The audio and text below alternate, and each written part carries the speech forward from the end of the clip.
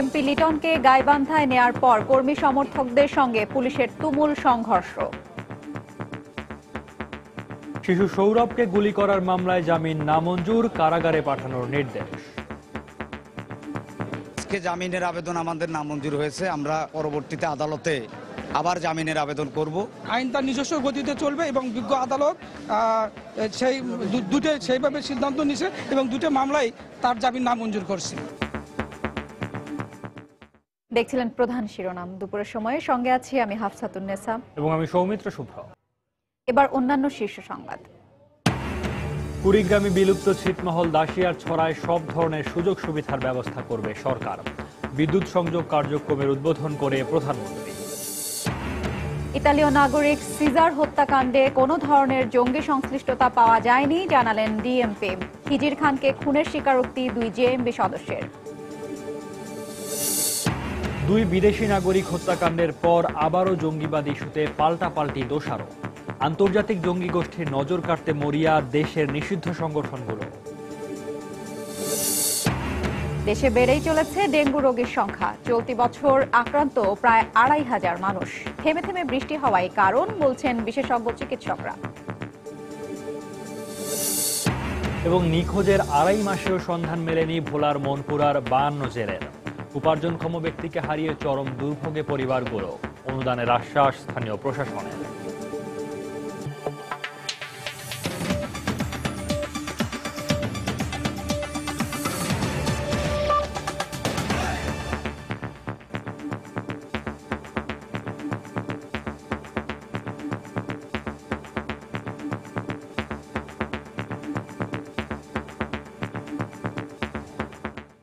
শিশু সৌরভকে গুলি করার মামলায় এমপি লিটনের জামিন নামঞ্জুর করে তাকে কারাগারে পাঠানোর আদেশ দিয়েছেন গাইবান্ধা জেলা ও দায়রা জজ আদালত।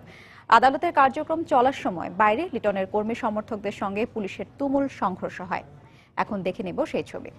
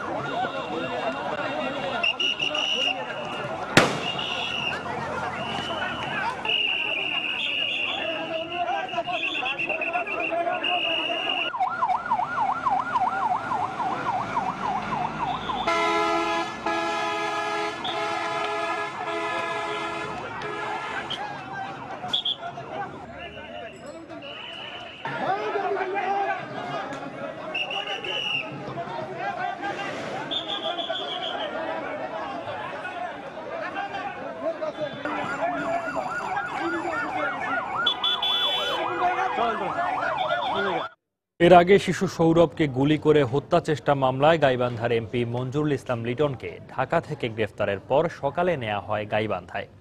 সকাল ৭টা থেকে বেলা ১১টা পর্যন্ত পুলিশ সুপারের কার্যালয়ে রাখার পর বেলা ১২টার দিকে তাকে জেলা ও দায়রা জজ আদালতে তোলা হয়। শুনানির পর তার জামিন আবেদন বাতিল করে তাকে কারাগারে পাঠানোর নির্দেশ দেন আদালত। গতরাত ১০টায় উত্তরা ৫ নম্বর সেক্টরে এক আত্মীয়ের বাসা থেকে তাকে গ্রেফতার করে গোয়েন্দা পুলিশ। গ্রেফতারের পর রাত ১১:১৫টার দিকে গাইবান্ধার উদ্দেশ্যে তাকে নেওয়া হয়। এর আগে গতকাল সকালে লিটনকে আত্মসমর্পণ করার আদেশ ১ সপ্তাহের জন্য স্থগিত করেন সুপ্রিম কোর্টের চেম্বার বিচারপতি। গত ২ অক্টোবর গাইবান্ধার সুন্দরগঞ্জে শিশু সৌরভকে গুলি করে আহত করেন এমপি লিটন। ঘটনার পরদিন আহত সৌরভের বাবা সাজু মিয়া এমপি লিটনকে আসামি করে গাইবান্ধার সুন্দরগঞ্জ থানায় একটি হত্যা চেষ্টা মামলা করেন। এই মামলাতেই তাকে জামিন নামঞ্জুর করে কারাগারে পাঠিয়েছেন আদালত।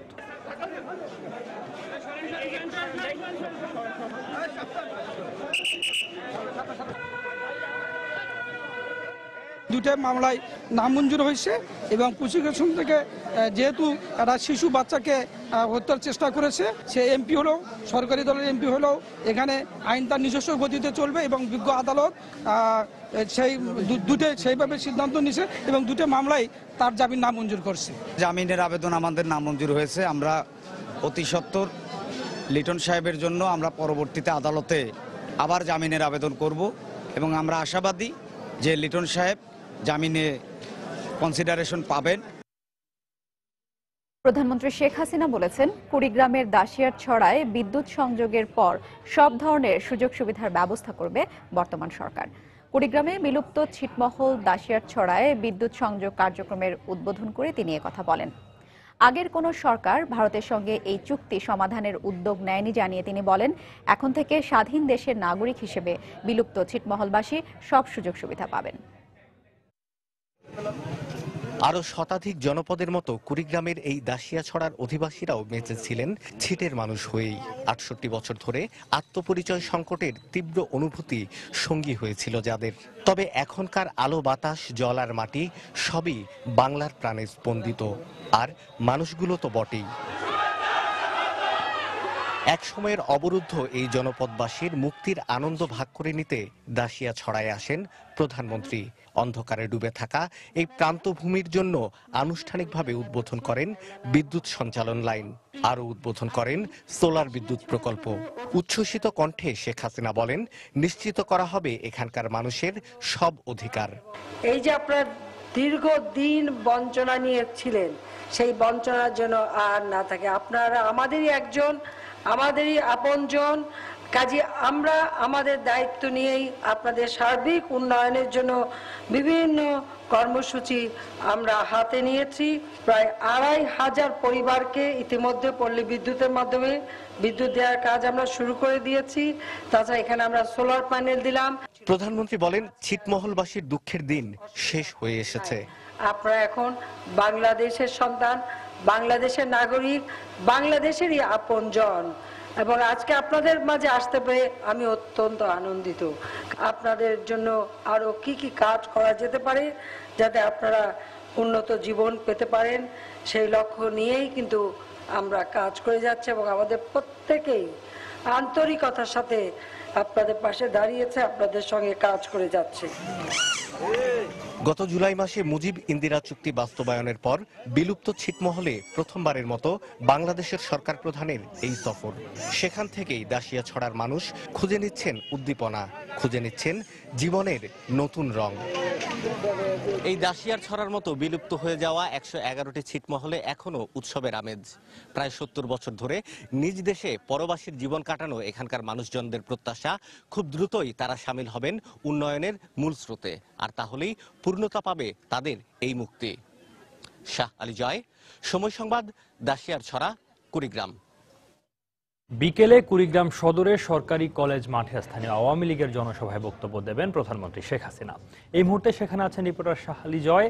জনসভার জনসমাগম সম্পর্কে জানতে যাচ্ছি তার কাছে। জয়, যে আপনার পেছনে দেখা যাচ্ছে যে নেতাকর্মীরা সমবেত হতে শুরু করেছেন।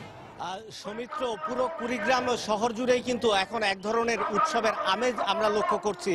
বিশেষ করে কুড়িগ্রামে যে সরকারি কলেজের যে মাঠ রয়েছে, সেই মাঠে কিন্তু আপনি আমার পেছনে নিশ্চয়ই দেখতে পাচ্ছেন যে লক্ষাধিক মানুষ কিন্তু এসে জড়ো হয়েছেন এই মাঠে। যেন মনে হচ্ছে যে পুরো কুড়িগ্রামের এই উত্তরাঞ্চলের এই ছোট শহরটির মানুষ এসে ভেঙে পড়েছেন এই স্থানীয় এই সরকারি কলেজ মাঠে। আজকে এই যে জনসভা আয়োজন করা হয়েছে, এখানে স্থানীয় আওয়ামী লীগ, জেলা আওয়ামী লীগের আয়োজনে এই জনসভায় আজ বিকেল ৩টার পরে আওয়ামী লীগ সভাপতি প্রধানমন্ত্রী শেখ হাসিনা এসে কিন্তু যোগ দেবেন এই জনসভায়। কিন্তু আমরা দেখতে পাচ্ছি যে প্রচন্ড রোদ এবং তীব্র তাপ উপেক্ষা করে আজ সকাল থেকে কিন্তু দলে দলে এসে মানুষ জড়ো হচ্ছেন এই স্থানীয় সরকারি কলেজ মাঠে, এবং তারা অধীর আগ্রহে অপেক্ষা করছেন প্রধানমন্ত্রীর যে ভাষণ, সেই ভাষণ শোনার জন্য।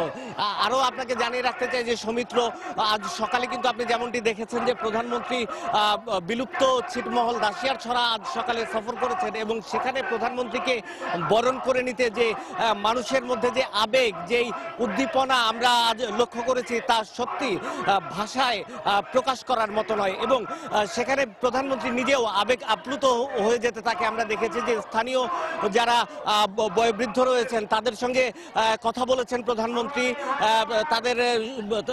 তাদের সঙ্গে দীর্ঘ সময় প্রধানমন্ত্রী কথা বলেছেন, এবং প্রধানমন্ত্রী বলেছেন যে শুধুমাত্র ছিটমহল নয়, পুরো উত্তরাঞ্চলকেই আর অবহেলিত থাকতে দেওয়া হবে না, এবং উত্তরাঞ্চলের উন্নয়নে কখনোই কিন্তু তার সরকার কার্পণ্য করেনি, এবং করবেও না।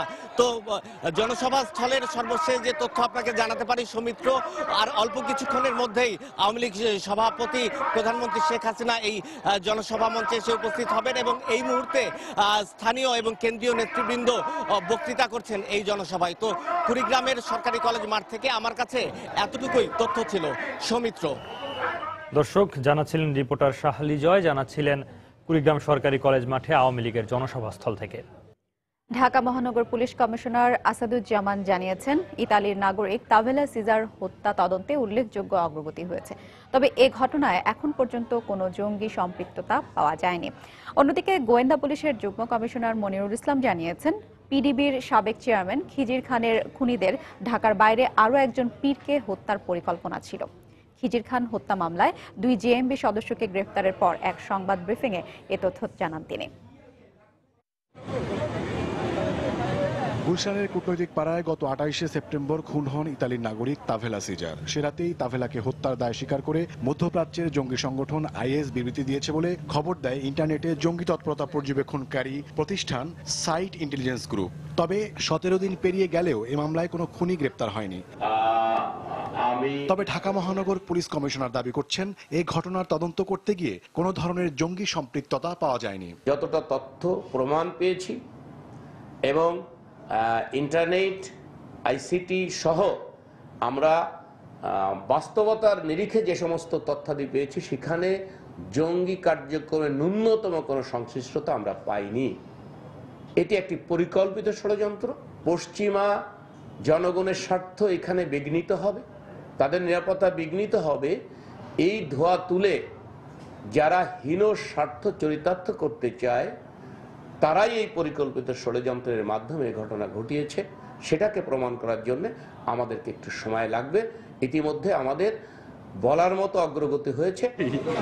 তবে ঘটনার 10 দিনের মাথায় বাংলাদেশ বিদ্যুৎ উন্নয়ন বোর্ডের সাবেক চেয়ারম্যান খিজির খানের খুনের রহস্য উদ্ঘাটনের দাবি করছে ঢাকা মহানগর গোয়েন্দা পুলিশ। গ্রেপ্তার করা হয়েছে 2 জনকে। ডিবি বলছে, গ্রেপ্তার হওয়া জেএমবি সংগঠক তারিকুল ইসলাম তারিক হত্যাকাণ্ডে সরাসরি অংশ নেয়। অন্যদিকে আলেক ব্যাপারী হত্যা মিশনে ব্যবহৃত গাড়ির চালক। ডিবি আরো বলছে, মতাদর্শগত বিরোধ থেকেই খিজির খানকে হত্যা করেছে জেএমবি। ঢাকার বাইরের আরেক পীরকেও হত্যার পরিকল্পনা ছিল তাদের। এই ধরনের কাজে তারা গত 2 বছর ধরে তারা আত্মনিয়োগ করে যে যারা পীর ফকির কিংবা মাজারের সেবক তাদেরকে হত্যার সিদ্ধান্ত নেয় এবং সেই হত্যার সিদ্ধান্তের অংশ হিসাবেই তারা 5 তারিখে এই ঘটনাটি সংঘটিত করে।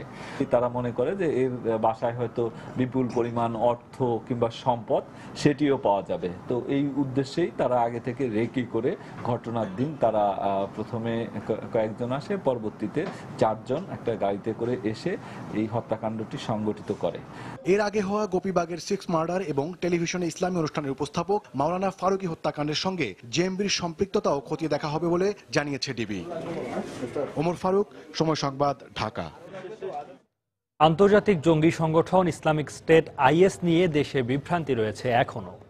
সরকারের পক্ষ থেকে বলা হচ্ছে দেশে আইএস নামে কোনো জঙ্গি সংগঠন নেই। এদিকে আইন শৃঙ্খলা রক্ষাকারী বাহিনীর সদস্যদের হাতে প্রায়ই আইএস সন্দেহে আটক হচ্ছেন অনেকে। আর এ সুযোগে জঙ্গি পৃষ্ঠপোষকতার অভিযোগ নিয়ে সরকার ও বিরোধী পক্ষের মধ্যে শুরু হয়েছে পাল্টাপাল্টি অভিযোগ। আরো জানাচ্ছেন সাইফুল ইসলাম জুয়েল। জঙ্গিবাদ যে ভাবধারার উদ্দেশ্যই হলো খিলাফত রাষ্ট্র প্রতিষ্ঠান নামে কোন দেশের সংস্কৃতিকে আঘাত করা, পাশাপাশি ধর্মদ্রোহী আখ্যা দিয়ে নৈরাজ্য সৃষ্টি করা। দেশে জঙ্গিবাদী কিছু মানুষের অবস্থান থাকলেও জঙ্গি সংগঠনগুলো ধারাবাহিকভাবে নিষিদ্ধের মধ্য দিয়ে জঙ্গি বিরোধী কঠোর অবস্থান নিশ্চিত করেছে সরকার। কিন্তু সম্প্রতি 2 বিদেশি নাগরিক হত্যার রেশ ধরে আইএসের স্বীকারোক্তির ফলে আবারও আলোচনায় জঙ্গিবাদ। বিদেশি কূটনীতিকদের পক্ষ থেকে আইএস সংশ্লিষ্টতার কথা দাবি করা হলেও অস্বীকার করেছে সরকার।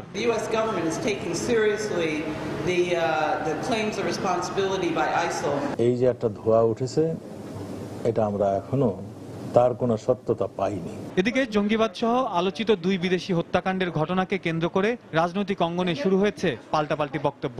এই সরকার তাদের বিদেশি প্রভুদের এবং পশ্চিমা শক্তিদের খুশি রাখার জন্য তথাকথিত মৌলবাদ বা জঙ্গিবাদের নাম দিয়ে তারা রাজনৈতিক প্রতিপক্ষকে ঘায়াল করার চেষ্টা করছেন। 2001 সালের পরে এই বাংলাদেশে তো জঙ্গিবাদের গোড়াপত্তন করা হয়েছিল, বীজ বপন করা হয়েছিল। জেএমবি নামক সংগঠন তৈরি করা, হরকতুল জিহাদ, থেকে শুরু করে হিজবুত তাহরির নানাবিধ সন্ত্রাসী এবং জঙ্গি সংগঠন তৈরি করেছিল বিএনপি সরকারের পৃষ্ঠপোষকতায়। তো তারাই হত্যাকাণ্ডের সঙ্গে জড়িত থাকবে, এটাই স্বাভাবিক। নিরাপত্তা বিশ্লেষকের মতে আন্তর্জাতিক জঙ্গি সংগঠনগুলোর নজর কাটতে চেষ্টা করছে অভ্যন্তরীণ কিছু নিষিদ্ধ সংগঠন, তবে সরকারের কঠোর অবস্থানের কারণে সুবিধা করতে পারেনি। এইসব সংগঠনকে বা তাদের কার্যকলাপকে সবসময় রাজনীতির দ্বন্দ্বের মধ্যে নিয়ে আসা, অর্থাৎ ব্লেম গেম যেটাকে আমরা ইংরেজিতে বলি। হয়তো কোনো কোনো ক্ষেত্রে এটা সত্য হতেও পারে, কিন্তু প্রমাণ কখনোই হয়নি। এর ফলে অনেক সময় গোয়েন্দা তৎপরতা অনেক ক্ষেত্রে হয়তো ব্যাহত হয়েছে অথবা তারা মিসডাইরেক্টেড হয়ে গেছে। এদিকে দেশে আইএস তৎপরতার বিষয়টি স্পষ্ট করে তদন্তাধীন বিষয় নিয়ে নিরাপত্তা বিশ্লেষকদের মতামত নাকচ করে দিয়েছেন স্বরাষ্ট্রমন্ত্রী। এই আইএস কারা? এই আইএস যারা বলছে এরাই জেএমবি নিয়ে আত্মপ্রকাশ করেছিল, এরাই হুজি, এরাই আনসারুল্লাহ বাংলা টিম, এরাই আল কায়দা। অনেকেই অনেক কথা বলছে, আমরা সব কিছু মাথায় নিয়ে আমরা একটার পর একটা দেখছি। বাংলাদেশে স্বাধীনতা যুদ্ধে যারা বিরোধিতা করেছে তারা দেশকে অস্থিতিশীল করতে এখনো বিচ্ছিন্নভাবে চেষ্টা চালিয়ে যাচ্ছে বলে মনে করেন স্বরাষ্ট্রমন্ত্রী। সাইফুল ইসলাম জুয়েল, সময় সংবাদ, ঢাকা। এদিকে জঙ্গি অর্থায়নের জন্য ভারতীয় মুদ্রা পাচারে বাংলাদেশকে ট্রানজিট রুট হিসেবে ব্যবহার করা হচ্ছে বলে সন্দেহ করছে পুলিশ। পার্শ্ববর্তী অপর একটি দেশে ছাপানো এই ভারতীয় মুদ্রা দুবাই হয়ে আকাশ ও জলপথে বাংলাদেশে প্রবেশ করছে বলে ধারণা করা হচ্ছে। পরবর্তীতে এখান থেকে চলে যাচ্ছে ভারতে।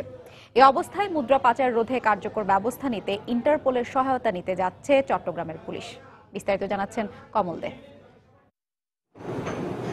23 দিনের ব্যবধানে বন্দরনগরী চট্টগ্রামে ধরা পড়ল ভারতীয় মুদ্রার দ্বিতীয় চালান। প্রথম চালানের রহস্যের জট এখনো খুলেনি। এর মধ্যে দ্বিতীয় চালান এসে গেছে। আগেরবার বন্দর হয়ে মুদ্রা পাচারের চেষ্টা হলো, এবার ব্যবহার করা হয়েছে আকাশপথ। মঙ্গলবার দুপুরে চট্টগ্রাম শাহ আমানত আন্তর্জাতিক বিমানবন্দরের কার্গো ভিলেজে পরিত্যক্ত অবস্থায় একটি কার্টন থেকে উদ্ধার করা হয় 68 লাখ টাকার ভারতীয় মুদ্রা। একইভাবে 20 সেপ্টেম্বর বন্দরের একটি শেড থেকে উদ্ধার করা হয়েছিল অন্তত 3.5 কোটি ভারতীয় রুপি।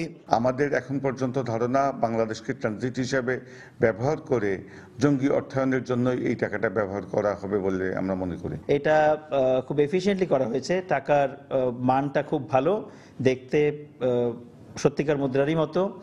আর এইটা হচ্ছে নম্বরগুলো প্রত্যেকটি হচ্ছে ডিফারেন্ট। মূলত জঙ্গি অর্থায়নের জন্যই বিপুল পরিমাণ এই মুদ্রা বাংলাদেশকে ব্যবহার করে পাঠানো হয়েছে বলে ধারণা করছেন সিএমপি কমিশনার। দুবাই থেকে এখানে পাঠায় এবং বাংলাদেশের মাধ্যমে এটা আবার বাইরে পাচার হয়। অবৈধ ব্যবহার যেহেতু, তো অবৈধ কাজটা করছে তো এই মুহূর্তে জঙ্গিরাই, যারা দেশটাকে অস্থিতিশীল করতে চায়। তো ফলে এটা ব্যবহৃত হবে জঙ্গি অর্থায়নে। এই অবস্থায় আন্তর্জাতিক পুলিশ সংস্থা ইন্টারপোলের সহায়তা চাইতে যাচ্ছে চট্টগ্রামের পুলিশ প্রশাসন।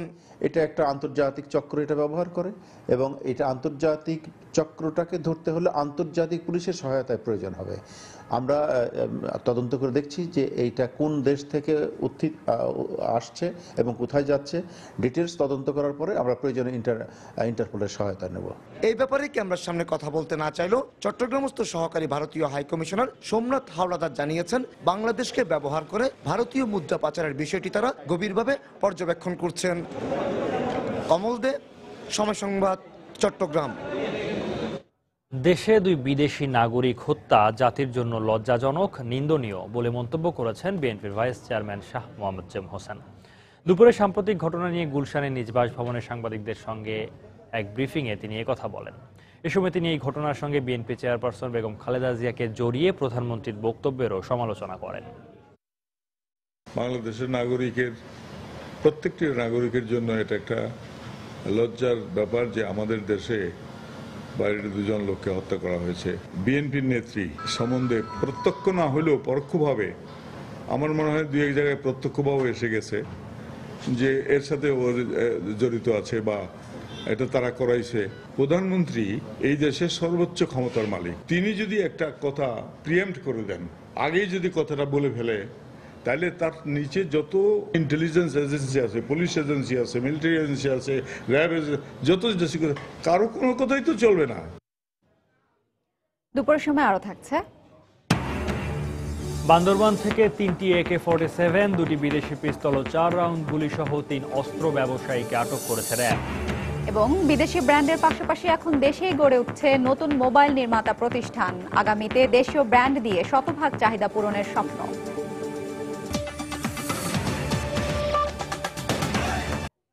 বেগম জিয়ার অনুপস্থিতিতে জিয়া অরফানেজ ও চ্যারিটেবল ট্রাস্ট দুর্নীতি মামলায় সাক্ষীকে আসামি জিয়াউল ইসলাম মুন্নার আইনজীবীরা জেরা করেছেন আজ।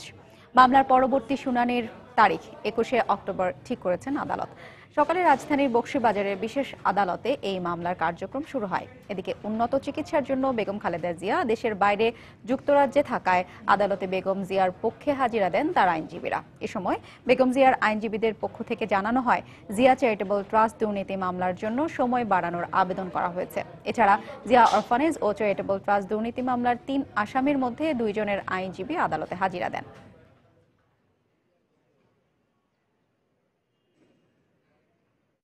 পল্টন থানার নাশকতার মামলায় বিএনপির ভারপ্রাপ্ত মহাসচিব মির্জা ফখরুল ইসলাম আলমগীরকে জামিন দিয়েছেন আদালত। সকালে ঢাকা মহানগর হাকিম আলী মাসুদ শেখের আদালতে হাজির হয়ে জামিন আবেদন করলে আদালত তা মঞ্জুর করেন। সেই সঙ্গে মামলার অভিযোগ গঠনের শুনানির জন্য আগামী 24 জানুয়ারি দিন ধার্য করেছেন আদালত। 2012 সালের ডিসেম্বরে বিএনপির হরতাল চলাকালে নাশকতার অভিযোগে ফখরুল সহ এই মামলায় বিএনপির 74 নেতাকর্মীকে আসামি করে নাশকতার মামলা দায়ের করে পুলিশ। আজ এই মামলার অভিযোগ গঠনের শুনানির দিন ধার্য থাকলেও বেশিরভাগ আসামি অনুপস্থিত থাকায় আদালত তা পিছিয়ে 24 জানুয়ারি দিন ধার্য করেন। মানবতাবিরোধী অপরাধের দায়ে মৃত্যুদণ্ড পাওয়া বিএনপি নেতা সালাউদ্দিন কাদের চৌধুরী ও জামায়াত নেতা আলী আহসান মোহাম্মদ মুজাহিদের রিভিউর দ্রুত শুনানির জন্য সুপ্রিম কোর্টে আবেদন করেছেন রাষ্ট্রপক্ষ। সকালে সুপ্রিম কোর্টের সংশ্লিষ্ট শাখায় এই আবেদনটি করেন তারা। আবেদনে মুজাহিদ ও সাকার রিভিউ দ্রুত নিষ্পত্তির জন্য শুনানির দিন ধার্যের আবেদন করা হয়েছে। মঙ্গলবার আবেদনটি সুপ্রিম কোর্টের অবকাশকালীন চেম্বার বিচারপতির আদালতে উপস্থিত করা হবে। অ্যাটর্নি জেনারেল মাহবুবে আলম ওই দিনই শুনানির দিন ধার্য করা হতে পারে বলে আশাবাদ ব্যক্ত করেন। গতকাল মৃত্যুদণ্ডের সাজা বহাল থাকার আশাবাদ ব্যক্ত করে রিভিউ দ্রুত নিষ্পত্তির জন্য সুপ্রিম কোর্টে আবেদন করেন রাষ্ট্রপক্ষ। কর্মচারী নিয়োগ পরীক্ষায় দুর্নীতির অভিযোগে চট্টগ্রাম মেডিকেল কলেজ হাসপাতালের 9 চিকিৎসকের বিরুদ্ধে মামলা করেছে দুদক। সকালে দুদকের উপপরিচালক বাদী হয়ে এই মামলাটি করেন। মামলার এজাহার থেকে জানা যায়, বিগত 2011 সালের 28 নভেম্বর বিজ্ঞাপনের মাধ্যমে মেডিকেলের বিভিন্ন পদে কর্মচারী নিয়োগ দেওয়া হয়। তবে পরীক্ষা মূল্যায়ন কমিটির 9 সদস্য দুর্নীতির আশ্রয় নিয়ে তাদের পছন্দের প্রার্থীদের নিয়োগ দেন। মামলায় তৎকালীন উপপরিচালক ডাক্তার কাজী শফিকুল ইসলাম ও সহকারী পরিচালক ডাক্তার খোরশেদ শিরিনকেও আসামি হিসেবে উল্লেখ করা হয়েছে। এদিকে দুদকের আইন অনুযায়ী মামলাটির তদন্ত দুদকই করবে বলে জানিয়েছে পুলিশ। চট্টগ্রাম মেডিকেল কলেজের মোট 9 জন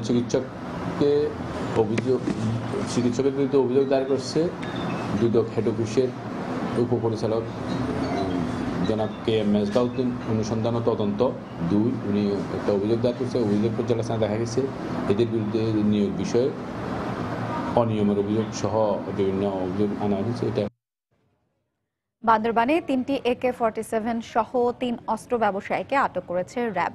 দুপুরে শহরের মধ্যপাড়া থেকে তাদের আটক করা হয়। র্যাব 7 জানায়, খবর পেয়ে মাস্টার গেস্ট হাউসে অভিযান চালায় তারা। এই সময় লাল পিয়ন, বাচুবম ও চিং থাই নামে 3 অস্ত্র ব্যবসায়ীকে আটক করা হয়। তাদের কাছ থেকে 3টি AK-47 রাইফেল, 2টি পিস্তল, 2 ম্যাগাজিন ও 4টি মোবাইল উদ্ধার করে র্যাব। পরে আটক 3 জনকে জিজ্ঞাসাবাদের জন্য চট্টগ্রামে নেওয়া হয়। এদের ধরতে দীর্ঘদিন ধরেই অভিযান চালানো হচ্ছিল বলে জানায় র্যাব। আমরা তাদেরকে 3টা AK-47 এবং 2টা বিদেশি পিস্তল সহ আটক করেছি। তো এখানে আমরা 3 জনকে আটক করেছি, 2 জন বোম এবং 1 জন চাকমা। তাদেরকে আরো অধিকতর জিজ্ঞাসাবাদ করবে। জিজ্ঞাসাবাদ করে যদি কিছু পাওয়া যায় সেটা আমরা পরবর্তীতে আপনাদের জানাতে পারবো। দেশের ডেঙ্গু রোগীর সংখ্যা বেড়েই চলেছে। মূলত গত কয়েক বছরের তুলনায় এবার থেমে থেমে বেশি বৃষ্টিপাতের কারণেই ডেঙ্গু রোগী বাড়ছে বলে মনে করেন বিশেষজ্ঞ চিকিৎসকরা। সরকারি তথ্য মতে এবছর এখনো পর্যন্ত প্রায় 2500 মানুষ ডেঙ্গু রোগে আক্রান্ত হয়েছেন, যার মধ্যে মারা গেছেন 4 জন। তবে ডেঙ্গু জ্বর নিয়ে আতঙ্কিত না হয়ে দিনের বেলাও ঘুমানোর সময় মশারি ব্যবহার সহ জনসচেতনতাকে গুরুত্ব দিয়েছেন বিশেষজ্ঞরা। মাহমুদ রাকিবের রিপোর্ট। টানা 7 দিন ধরে ঢাকার সোহরাওয়ার্দী হাসপাতালের ওয়ার্ডে মশারির মধ্যে দিন কাটাচ্ছে ছোট্ট মুনিয়া। ডেঙ্গু ভাইরাসে আক্রান্ত সে। ডেঙ্গু জ্বরে আক্রান্ত হয়ে শুধু এই হাসপাতালেই এমন চিকিৎসাধীন আছেন আরো কমপক্ষে 25 জন। এইখান থেকে এগুলো সব চাবাইছে যখন আর কি হওয়ার আগে আর কি চাবাইছে। চাবানোর পরে জ্বর আসছে, অনেক জ্বর, মানে 104-5-এর মতো। যেকালে বাথরুম প্রস্রাবে যায় তখনই বাইরে থাকা পড়ে। এছাড়া মশারির ভিতরেই থাকে। ডেঙ্গু রোগের চাপ সামলাতে হাসপাতালটিতে খোলা হয়েছে আলাদা ডেঙ্গু ক্লিনিকও। নিচে থেকে ওখানে যখনই জ্বরের পেশেন্ট দেখে উপরে পাঠিয়ে দেয়, আমরা এখানে র্যাপিড কিছু টেস্ট আছে সেগুলো করে ডেঙ্গু কনফার্ম করে আমরা সেই অনুযায়ী ট্রিটমেন্ট দেওয়ার চেষ্টা করি। মূলত বৃষ্টি মৌসুমে অর্থাৎ জুন থেকে অক্টোবরে প্রতি বছরই দেশে ডেঙ্গু রোগের প্রাদুর্ভাব ঘটে। বিশেষজ্ঞদের মতে বাসাবাড়ির বারান্দায় কিংবা ছাদে থাকা বিভিন্ন ধরনের গাছের টপে দীর্ঘদিন ধরে জমে থাকা পানিতে বংশবিস্তার করতে পারে এডিস মশা। আর এসব মশার কারণে যে কোনো সময় যে কেউ আক্রান্ত হতে পারে ডেঙ্গু জ্বরে। আক্রান্ত ব্যক্তিকে যে মশা কামড় দেবে সেই মশার মাধ্যমে ভাইরাস ছড়িয়ে পড়ে বলে মনে করেন বিশেষজ্ঞ ডাক্তাররা। তাই এডিস মশা প্রতিরোধে ঘরের আঙিনা ও আশপাশ পরিষ্কার রাখার পরামর্শ তাদের। এই মশাটা যেহেতু দিনের বেলা কামড়ায়, দিনের বেলা একটু সাবধান থাকতে হবে। ঘরের মধ্যে যে পানির মধ্যে মশাটা বংশ বিস্তার করে ওই রকম পানির কোনো রকমের কোনো সংস্থান যেন ঘরের মধ্যে না থাকে। প্রচুর পরিমাণে পানি খাওয়া, খাবার স্যালাইন খাওয়া, ডাবের পানি খাওয়া, এই সমস্ত যদি সে নিয়মিত খেতে থাকে তাহলে দেখবেন তীব্রতাটা অনেক কম। ডেঙ্গু হয়ে গেলে ভয়ের কোনো কারণ নাই, কোনো অবস্থাতেই প্যানিক করার কারো দরকার নাই। কখনো বৃষ্টি হচ্ছে, আবার মাঝখানে গ্যাপ, আবার বৃষ্টি হচ্ছে, ওই গ্যাপের মধ্যে পানিগুলো জমা হয়, তখন তাদের বংশ বিস্তার হয়। সরকারের তথ্য অনুযায়ী সারা বাংলাদেশে প্রায় 2500 রোগী পর্যন্ত আমাদের রেকর্ড হয়েছে এবং এর মধ্যে 4 জন রোগী মারা গিয়েছেন। তবে ডেঙ্গু ভাইরাস দূর করতে হলে সাধারণ মানুষের সচেতনতার পাশাপাশি সিটি কর্পোরেশনকেও গুরুত্বপূর্ণ ভূমিকা পালন করা উচিত বলে মনে করেন বিশেষজ্ঞ ডাক্তাররা। মাহমুদ রাকিব, সময় সংবাদ, ঢাকা। মেডিকেল ভর্তি পরীক্ষা বাতিলের দাবিতে দ্বিতীয় দিনের মতো কেন্দ্রীয় শহীদ মিনারে আমরণ অনশন কর্মসূচি পালন করছে ভর্তিচ্ছু শিক্ষার্থীরা। গতকাল সকাল 10টায় অনশন কর্মসূচি শুরু হওয়ার পর আজও শিক্ষার্থীরা শহীদ মিনারে অবস্থান করছেন। অনশন কর্মসূচিতে শিক্ষার্থীদের পাশাপাশি অভিভাবকরাও অংশ নিয়েছেন। অনশন করতে গিয়ে বেশ কয়েকজন শিক্ষার্থী অসুস্থ হয়ে পড়েছেন। অসুস্থ শিক্ষার্থীদেরকে শহীদ মিনারে স্যালাইন দিয়ে রাখা হয়েছে। দাবি পূরণ না হওয়া পর্যন্ত কর্মসূচি অব্যাহত রাখার দাবি করেন তারা। মাননীয় প্রধানমন্ত্রীর কাছে আমাদের অনুরোধ, আমরা কি আপনার সন্তান নই? আমরা কি এদেশের জনগণ না? আপনি আমাদের অসুস্থতা আমার অনশন পর্যন্ত ঠেলে দিয়েছেন। আমরা ন্যায্য অধিকার যেটা আসছি, ও অধিকার পাওয়ার জন্য কেন আমাদের অনশন করতে হবে? কেন এরকম না থাকতে হবে? আমাদের অভিভাবকরা আমাদের সাথে আছেন, কেন থাকতে হবে এভাবে? জোর দাবি জানাচ্ছি দ্রুত যাতে আমাদের রি-এক্সাম দিয়ে দেয় এবং যতদিন পর্যন্ত আমাদের রি-এক্সাম দিচ্ছে ততদিন আমাদের এই আন্দোলন চলতে থাকবে। 27তম দিন আন্দোলন করতেছি, অথচ সরকার আমাদের কোনো উপরে সাড়া দিচ্ছে না। 5 নভেম্বরের মধ্যে বেতন বৃদ্ধি ও পদোন্নতির দাবি মানা না হলে আগামী 13 নভেম্বর বিভাগীয় শহরে সমাবেশের ঘোষণা দেন প্রাথমিক বিদ্যালয়ের সহকারী শিক্ষকরা। কেন্দ্রীয় শহীদ মিনারে সমাবেশ কর্মসূচি থেকে তারা এ ঘোষণা দেন। সকাল 10টার দিকে বাংলাদেশ প্রাথমিক সহকারী শিক্ষক ঐক্য জোট কেন্দ্রীয় শহীদ মিনারে জড়ো হয়। দেশের বিভিন্ন জেলা থেকে আসা শিক্ষক প্রতিনিধিরা সেখানে প্রতীকী অনশন কর্মসূচি পালন করেন। পরে ঢাকা বিশ্ববিদ্যালয়ের উপাচার্য আ.ম. আরেফিন সিদ্দিক তাদের পানি খাইয়ে অনশন ভঙ্গ করান। এ সময় বেতন বৃদ্ধি ও পদোন্নতি সহ 5 দফা দাবি পূরণ করতে সরকারের প্রতি আহ্বান জানিয়ে 5 নভেম্বর সময় বেঁধে দেন তারা। এছাড়া 22 নভেম্বর শুরু হওয়া শিক্ষা সমাপনী পরীক্ষায় প্রতিবাদ স্বরূপ কালো ব্যাজ ধারণ করার ঘোষণা দেন তারা। সমাবেশ কর্মসূচি শেষে প্রধানমন্ত্রীর কার্যালয়ে স্মারকলিপি পেশ করেন শিক্ষকরা। আমরা আগে ছিলাম প্রধান শিক্ষকদের 1 ধাপ নিচে, এখন আমাদেরকে প্রধান শিক্ষকদেরকে 3 ধাপ নিচে বেতন নির্ধারণ করা হয়েছে। এটা আমাদের উপরে একটা অবিচার এবং জুলুম করা হয়েছে বলে আমাদেরকে মনে হচ্ছে। প্রধান শিক্ষকদের চেয়ে আমরা 3 ধাপ নিচে আমাদের বর্তমান বেতন স্কেল, এটা আমাদের পক্ষে খুবই সংকটপূর্ণ। মাননীয় প্রধানমন্ত্রীর নিকট বিনীতভাবে আবেদন করছি যাতে আমাদের এই বেতন স্কেল প্রধান শিক্ষকদের 1 ধাপ নিচে করা হয়।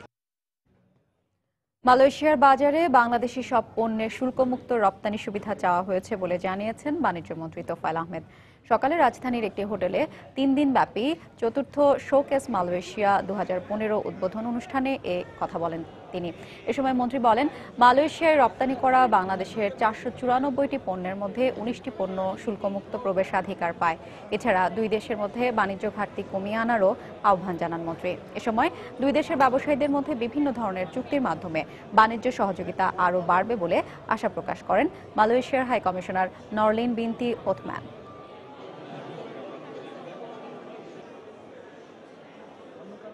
Malaysia is more than $2 billion. Malaysia সবসময়ই বাংলাদেশের ভালো বন্ধু, তবে আমাদের মধ্যে বাণিজ্য ঘাটতি অনেক বেশি। মালয়েশিয়া বাংলাদেশে 2 বিলিয়নের বেশি রপ্তানি করে, সেখানে মালয়েশিয়ায় বাংলাদেশের রপ্তানি মাত্র 140 মিলিয়ন। সে দেশে বাংলাদেশি পণ্যের শুল্কমুক্ত সুবিধা পেলে এই বাণিজ্য ঘাটতি কমে আসবে এবং আমি মনে করি এর ফলে দ্বিপাক্ষিক বাণিজ্য সম্পর্ক আরো জোরদার হবে।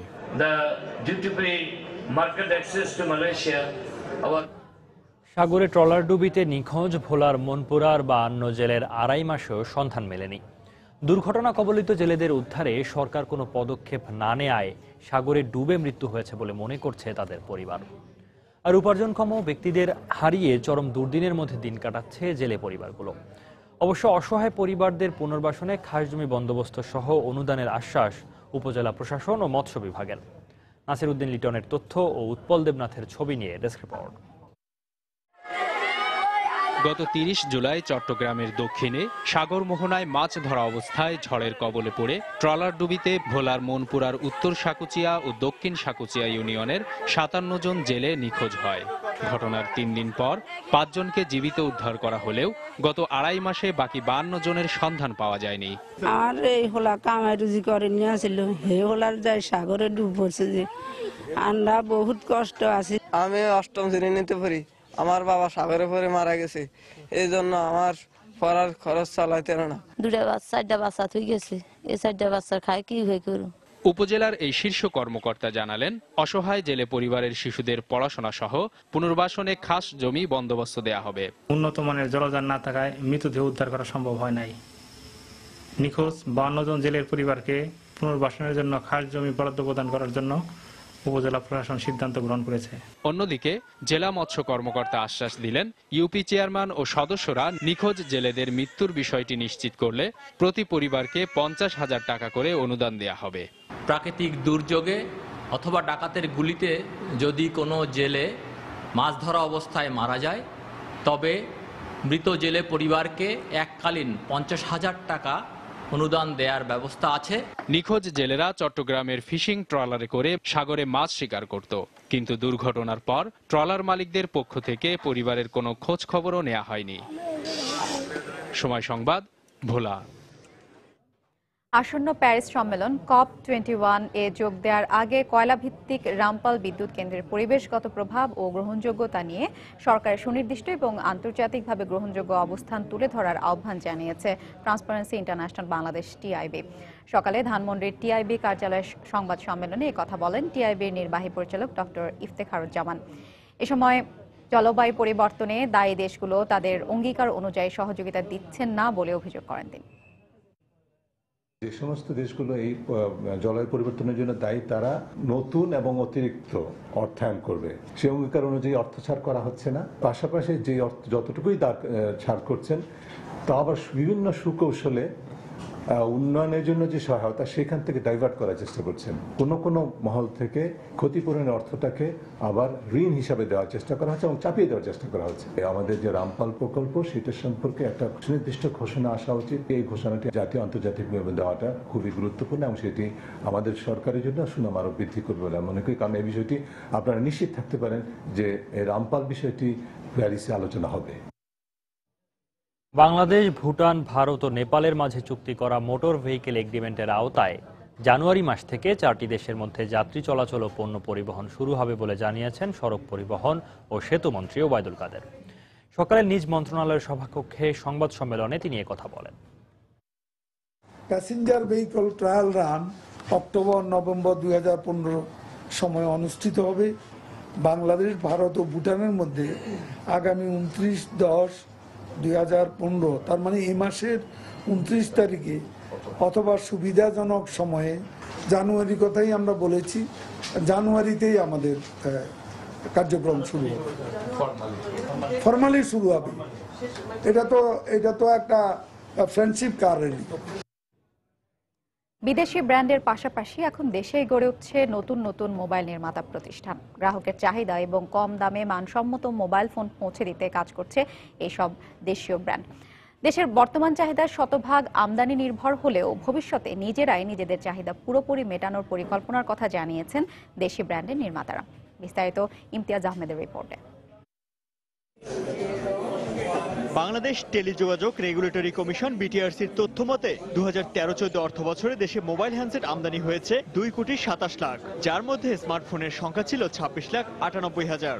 এর পরের অর্থ বছর অর্থাৎ 2014-15-তে আমদানি করা 2,53,00,000 হ্যান্ডসেটের মধ্যে স্মার্টফোনের সংখ্যা ছিল 44,79,000। অর্থাৎ এক বছরের ব্যবধানে স্মার্টফোনের আমদানি বেড়েছে প্রায় দ্বিগুণ। তাই সম্ভাবনাময় এই বাজার ধরতে দেশেই প্রতিষ্ঠিত হয়েছে বেশ কয়েকটি মোবাইল ব্র্যান্ড। এতগুলো mobile phone brand local international থাকার পরেও মানুষদের কাছে কিছুটা হলেও চাহিদার কিন্তু আসলে শেষ নাই, এবং আমরা সেই চাহিদাগুলো মেটানোর জন্য আর কি এই কোম্পানিটা আমরা লঞ্চ করি। বড় ব্যাটারি দেওয়া যায় স্লিম একটা ফোনে, কিভাবে ক্যামেরার ইয়েটা বাড়ানো যায়, লেন্সের ক্যাপাসিটি বাড়ানো যায় বা রেজলিউশনটা বাড়ানো যায় উইদাউট এফেক্টিং দ্য প্রাইস, এইসব ছোট ছোট ইনোভেশনের উপরে আমরা কাজ করছি। বাংলাদেশের যে পেনিট্রেশনটা আছে জাস্ট 7 থেকে 8% আপনার শুধু স্মার্টফোন, এবং বাদবাকি 93% আপনার এখনো ফিচার ফোন। যদি আপনি প্রপার সার্ভিস দিতে পারেন আর যদি আপনি লোকাল মার্কেটে রিড করতে পারেন, আপনার স্মার্টফোনে কোনো মার্কেট পেতে সমস্যা হবে না। শুধুমাত্র দেশেই নয়, বিদেশের বাজারেও দেশীয় ব্র্যান্ড প্রতিষ্ঠার পরিকল্পনার কথা জানান এই উদ্যোক্তারা। পাশাপাশি দেশেই প্রযুক্তিপূর্ণ প্রস্তুতির স্বপ্ন এইসব তরুণ উদ্যোক্তাদের। মোবাইল ফোন ইটস মেবি এটা টেকনিক্যাল, এখানে স্কিলড ওয়ার্কার্স লাগবে, সেন্সিটিভ ইন্ডাস্ট্রি। তারপরেও আমার মনে হয় যে বাংলাদেশ এটা ওয়ার্ল্ডের মধ্যে একটা রিয়েলাইজেশন পাবে ইন টার্মস অফ ম্যানুফ্যাকচারিং। কিছু মাইনর যদি ইনফ্রাস্ট্রাকচারাল ডেভেলপমেন্ট হয় বাংলাদেশে in terms of shipping, in terms of transport, তাহলে কিন্তু of course in terms of power, তাহলে কিন্তু we can industrialize this very soon. সবাই চেষ্টা করি যে কম প্রাইসে কিছু দেওয়ার, কিন্তু ডিউরেবিলিটি থাকবে না। আপনারা যে 1 বছর ওয়ারেন্টি যাচ্ছিল ওটা আমরা দিতে পারবো না। আমরা চেষ্টা করছি মায়ানমার এবং নেপাল এবং ক্যাম্বোডিয়া, এই 3টা জায়গায় আমরা এখনই রিসার্চ করছি। বিটিআরসির তথ্য মতে দেশে জুন পর্যন্ত মোবাইল ফোন ব্যবহারকারীর সংখ্যা 12,68,00,000। তাই বাংলাদেশকে মোবাইল ফোনের একটি সম্ভাবনাময় বাজার হিসেবে দেখছেন সংশ্লিষ্টরা। ইমতিয়াজ আহমেদ, সময় সংবাদ, ঢাকা। সাবান দিয়ে হাত ধোয়ার অভ্যাস করেই রোগ জীবাণু দূরে রাখি, এই স্লোগানে আজ পালিত হচ্ছে বিশ্ব হাত ধোয়া দিবস। সকালে রাজধানীর মানিক মিয়া অ্যাভিনিউতে রাজধানী উচ্চ বিদ্যালয় প্রাঙ্গণে বেলুন উড়িয়ে দিবসটির বিভিন্ন কর্মসূচি উদ্বোধন করেন তথ্যমন্ত্রী হাসানুল হক ইনু। এ সময় তিনি শিশুদের হাত ধোয়ার অভ্যাসের মাধ্যমে সুস্থ থাকার পরামর্শ দেন। অনুষ্ঠানে সঠিকভাবে হাত ধোয়ার বিভিন্ন পদ্ধতি শেখানো হয়। প্রতিদিন বিশ্বে প্রায় 2,000 শিশু ডায়রিয়াজনিত কারণে মারা যায়, আর এই সংখ্যা হাত ধোয়ার অভ্যাসের মাধ্যমে কমিয়ে আনা সম্ভব বলে মত দেন অনুষ্ঠানের বক্তারা।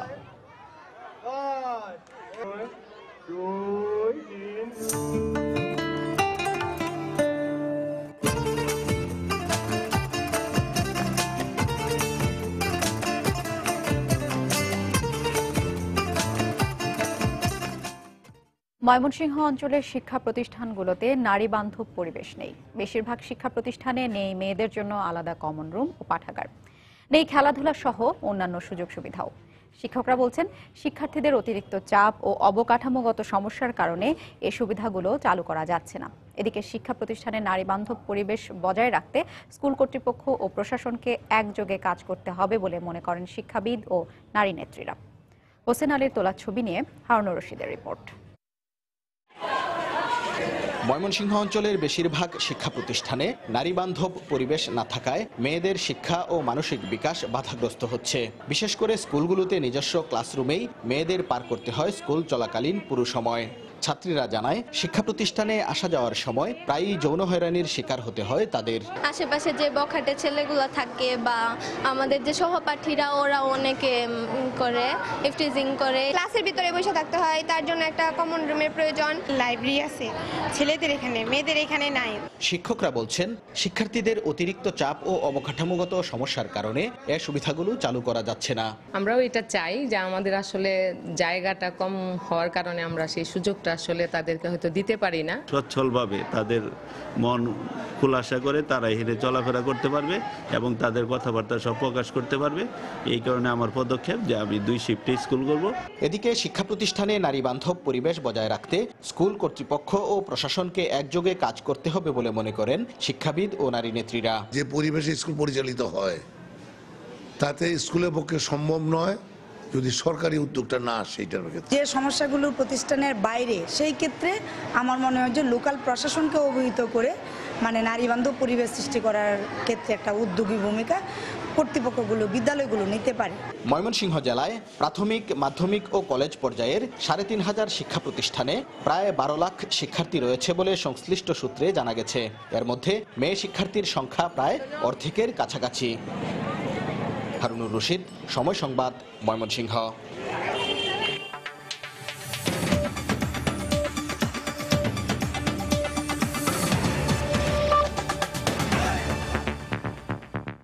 পশ্চিমবঙ্গ রাজ্য সরকারের পর এবার ভারতের কেন্দ্রীয় সরকারও ভারতের স্বাধীনতা সংগ্রামের অন্যতম প্রধান নেতা সুভাষচন্দ্র বসু সংক্রান্ত গোপন নথি প্রকাশের ঘোষণা দিয়েছে।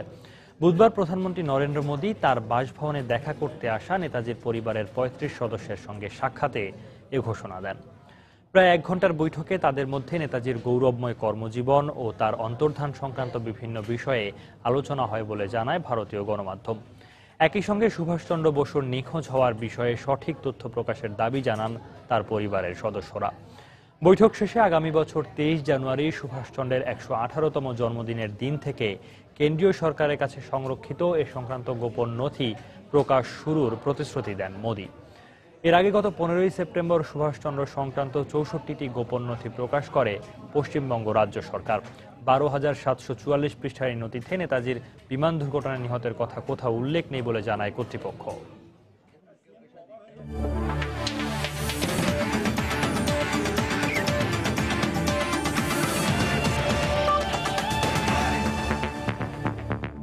হকি দলবদলের দাবিতে অটুট থাকা দেশের হকি খেলোয়াড়রা শেষ পর্যন্ত জাতীয় দলের ক্যাম্পে যোগ দিচ্ছেন না। বিকেএসপিতে আজ থেকে শুরু হতে যাওয়া ক্যাম্পে সব খেলোয়াড়দের যোগ দেওয়ার আহ্বান জানিয়েছিল বাংলাদেশ হকি ফেডারেশন। তবে বুধবার আনুষ্ঠানিকভাবে সেই ক্যাম্পে যোগ না দেওয়ার ঘোষণা দেন খেলোয়াড়রা। আজ বিকেল ৩টায় রিপোর্টিং টাইমের পরই জানা যাবে ফেডারেশনের সিদ্ধান্ত। বিকেএসপিতে কোচ মাহবুব হারুন এবং আলমগীর এবং তারিকুজ্জামান নান্নু তাদের কাছে প্লেয়াররা রিপোর্ট করার জন্য আমি আহ্বান জানাচ্ছি। এভাবেই গেল ১১ অক্টোবর ওয়ার্কিং কমিটির সভায় দ্বিতীয় দফায় খেলোয়াড়দের ক্যাম্পে যোগ দেওয়ার তারিখ ঘোষণা করেছিলেন বাংলাদেশ হকি ফেডারেশনের সাধারণ সম্পাদক। কোচ মাহবুব হারুনের অধীনে এসএ গেমস ও জুনিয়র এশিয়া কাপের জন্য ডাক পাওয়া খেলোয়াড়দের ক্যাম্পে যোগ দেওয়ার আহ্বান জানানো হয়। এর আগে গেল ১৩ সেপ্টেম্বর এসএ গেমস ও অনূর্ধ্ব ২১ এশিয়া কাপকে সামনে রেখে ৫২ জন খেলোয়াড়কে নিয়ে ক্যাম্প ডেকেছিল বাংলাদেশ হকি ফেডারেশন। কিন্তু দল বদলের দাবিতে অটল থাকা কিছু সংখ্যক খেলোয়াড় রিপোর্ট করে ক্যাম্প বর্জন করেন। পাশাপাশি রাসেল মাহমুদ জিমির মতো দেশ সেরা খেলোয়াড় সহ বেশ কয়েকজন সেই ক্যাম্পেই যোগ দেননি। পরবর্তীতে বাংলাদেশ অলিম্পিক অ্যাসোসিয়েশনের বেঁধে দেওয়া ডেডলাইন অনুযায়ী ১৫ অক্টোবর ক্যাম্পে ডাক দেয় ফেডারেশন। কিন্তু দল বদলের তারিখ না দেয়ায় দ্বিতীয় দফাতেও ক্যাম্পে যোগ না দেওয়ার সিদ্ধান্ত নিল দেশের হকি খেলোয়াড়রা। ১৩ তারিখে যে সিদ্ধান্ত নিয়েছি আমরা ওইটাই আছে এখনো। তো আবার যেহেতু নতুন করে ক্যাম্প ডাকছে, তো আজকে এই জন্য একটা লিখিত বক্তব্য আমরা পেশ করছি সবার সামনে। তো আমরা ক্যাম্পে যাব না। আমরা আমাদের আগের সিদ্ধান্তেই অনড় আছি। সবার সঙ্গে ফোনে কথা হয়েছে। দল বদলে সুনির্দিষ্ট একটা ডেট, এর আগেও ২-৩টা ডেট দিয়েছে, বাট হয়নি। সবাই কিন্তু জাতীয় দলে খেলতে চায়, আমরা জাতীয় দলের খেলাটাকে প্রাধান্য দিই। কিন্তু পরিস্থিতি এমন অবস্থা দাঁড়াইছে, আমরা আজকে সকল হকি প্লেয়াররা এই ডিসিশন নিয়েছি যে আমরা দল বদল ক্যাম্পে অংশগ্রহণ করব না। পাশাপাশি নিজেদের কোনো বিকল্প পথ ছিল না বলেই ফেডারেশনের কাছে দল বদলের তারিখ চেয়ে ক্যাম্পে যোগ দেওয়ার বিষয়ে বারবার নিজেদের আপত্তির কথা জানিয়ে আসছিল খেলোয়াড়রা। আমরা আশা করছি ফেডারেশন যাতে সব ক্লাবগুলোকে নিয়ে যাতে দল বদলের অ্যারেঞ্জ করে দল বদল, ওটাই আমরা চাচ্ছি। হয়তো তারা আমাদের অনারিয়ামটা বাড়িয়ে দিত, সেটা বলছে জেনারেল সেক্রেটারি। তো সেই ক্ষেত্রে শুধু আমরা কিছু প্লেয়ার হয়তো সুবিধা গ্রহণ করতাম, কিন্তু সেক্ষেত্রে আর হকি প্লেয়াররা কি হতো। ঈদে এরকম একটা ডিসিশন হয়েছে, আমরা সব হকির সাথে এবং হকির স্বার্থের জন্য এই কাজটা করতেছি।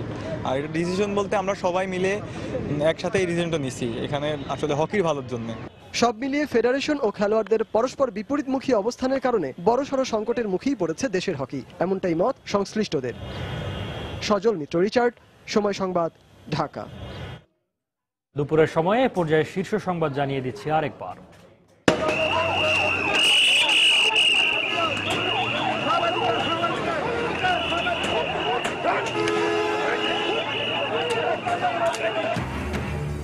এমপি লিটনকে গাইবান্ধায় নেওয়ার পর কর্মী সমর্থকদের সাথে পুলিশের তুমুল সংঘর্ষ, জামিন নামঞ্জুর, কারাগারে পাঠানোর নির্দেশ। কুড়িগ্রামে বিলুপ্ত ছিটমহল দাসিয়ার ছড়ায় সব ধরনের সুযোগ সুবিধার ব্যবস্থা করবে সরকার।